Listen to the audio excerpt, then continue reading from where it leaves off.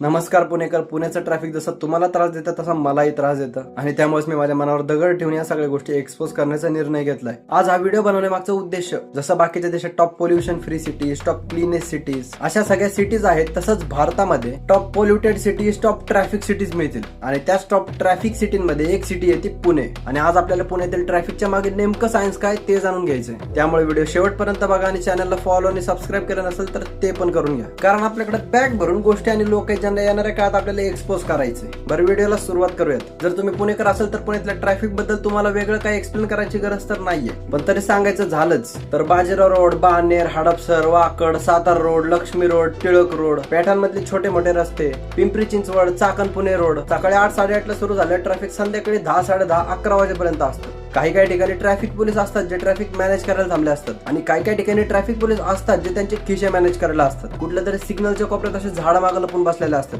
जसं काही हे भारत पाकिस्तान बॉर्डरवरच ट्रॅफिक मॅनेज करायला थांबलेत. पण ठीक आहे, झाडामागं लापतात तर लापतात, पण ट्रॅफिक नाही मॅनेज करत. हे लोक टॅक्स गोळा करत असतात. पुण्यातला अजून एक सगळ्यात मोठा प्रॉब्लेम, लोकांना त्यांच्या जीवापेक्षा काय टाइम वाचवायचा असतो तेच कळत नाही. मस्त असे सनाट रॉंग साईडने येत असतात, जसं काही हे व्हीआयपी येत आणि यांना कोणताच नियम लागू होत नाही आणि वरनं रॉंग साईडने येणार ते येणार आणि आपल्यालाच खुन्नस देणार. मी लहानपणी थोरा मोठ्यांकडनं ऐकलं होतं की मान वर करायची आणि ताट चालायचं, पण पुण्यामध्ये खालीच बघावं लागतं. ताट होऊन वर बघून चालला मग एक तर हातपाय गळ्यात नाही तर गाडी अंगावर. आणि लोकांना आजकाल काय एवढी गडबड झाली काय माहिती, सिग्नल सुटायच्या 2-4 सेकंद आधीच लोक पुढे निघून जातात. पुणे महानगरपालिकेला माझी कळकळीची विनंती की या सगळ्या गोष्टीकडे गांभीर्याने लक्ष द्यावं. थट्टा मस्करी एका साईडला, पण या ट्रॅफिकमुळे कित्येक जणांचे पुण्यामध्ये जीवही गेलेत. आणि ट्रॅफिक पोलिसांना माझी कळकळीची विनंती की या देशाला आपलं समजून काम करा, कारण लुटणारे तर आधीच भरपूर आहेत.